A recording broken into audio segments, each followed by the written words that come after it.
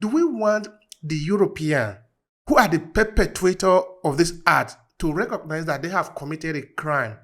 Or do we need to uphold it ourselves and accuse them officially for the crime that they have committed? Who is going to accept that this is a crime and who is going to uphold it? Who is the accuser?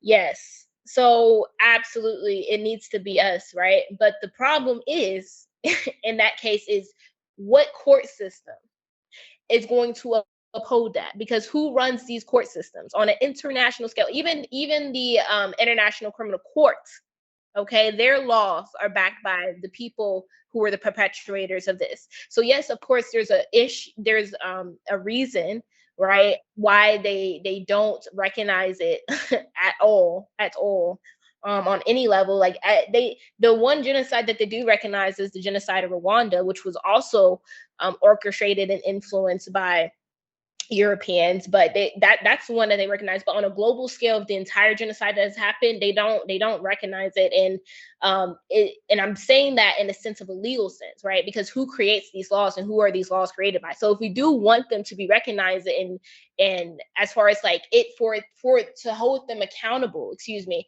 then we have to rewrite the laws and create our own court systems, right? So and like that's a big thing that would have to happen. We would have to shift everything, right? The way that we run our nations, the way that we create our laws and found our laws, like everything needs to be radically changed in order for that to happen. Because as it stands, the laws that are upheld are not the laws that are for us or help us or in any sense. So when I say it's not recognized, I mean like through the laws that was created by our oppressors anyway. So ideally for me in my reality, before I pass on to the next life, I would love for us to create our own court systems and laws that target and hold accountable the systems, institutions, and individuals that aim to continuously destroy us and commit different types of genocide or because they benefit off of it, in an economic sense. So,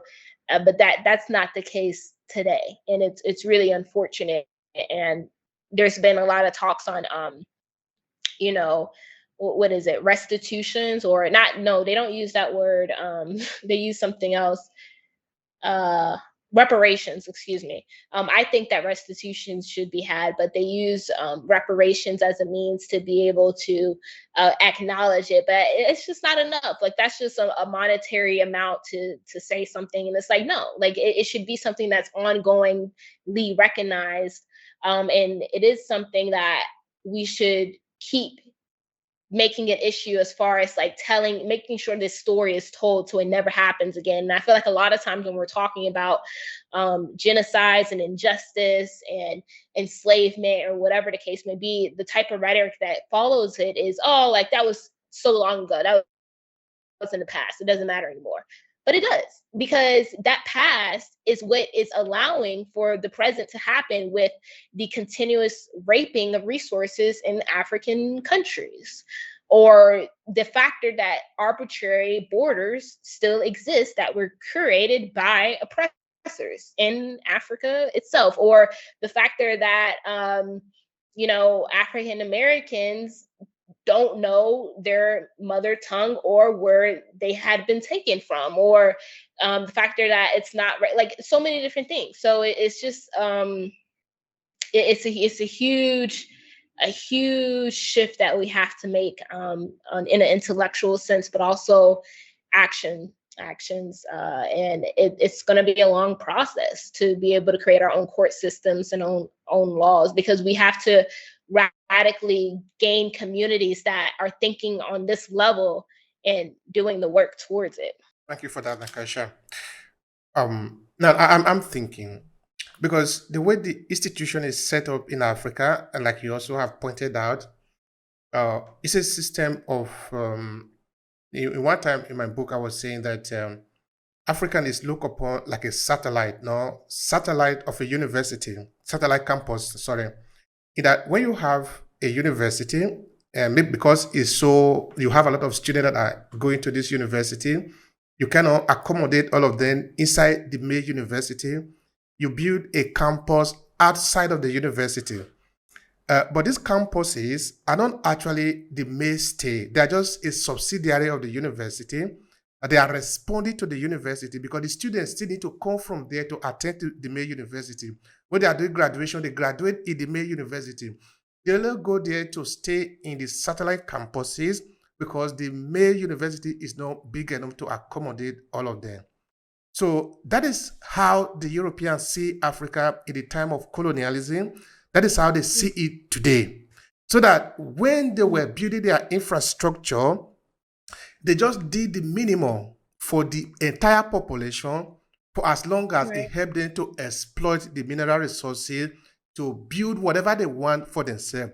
When it comes to Yeah. where they stay, they build what they refer to as the government official area, the GRA.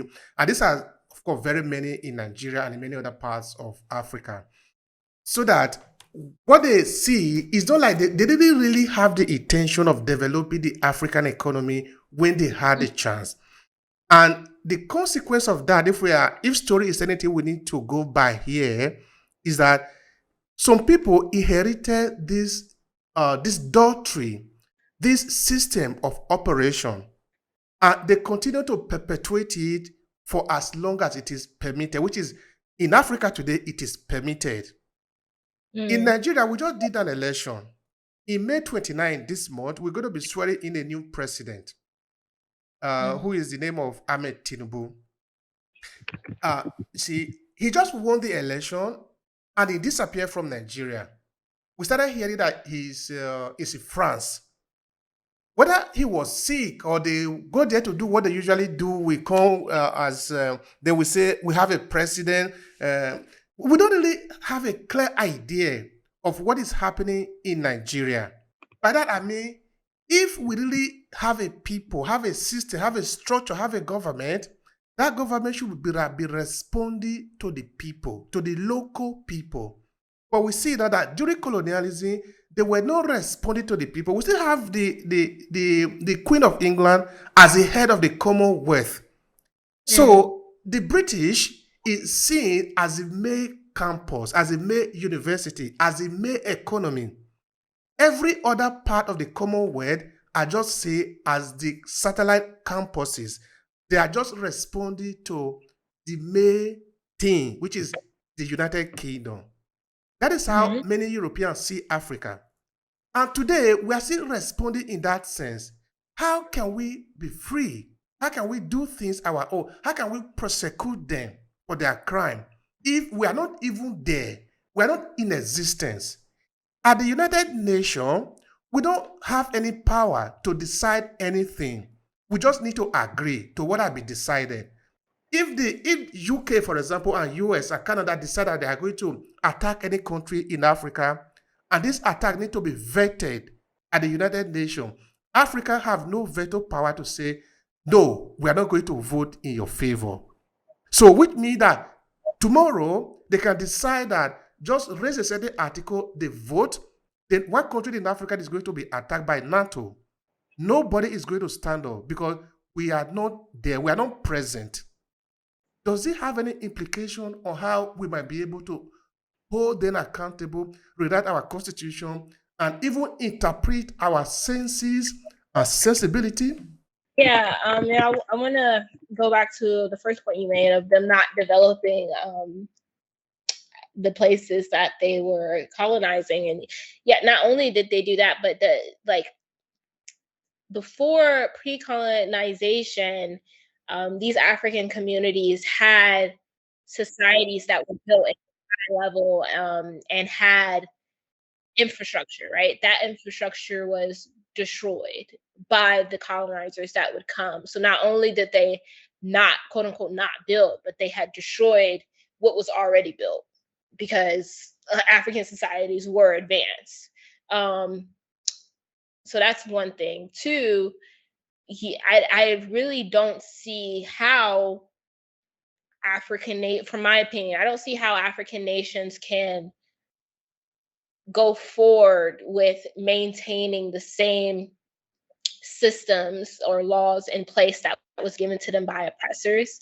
And the issue is a lot of times with the current leaders, it's almost like indirect rule is still in place as far as like some of the leaders in African countries. I want to say specifically for like West Africa, but it happens across the continent with different nations. You have people who are heavily influenced by these European systems or education systems I'm telling you about. And that's also a part of the problem. People who are in the pockets of Europeans who are making these deals behind the scene. And so that greatly impacts the future of these African nations. And also having these artificial borders still an issue.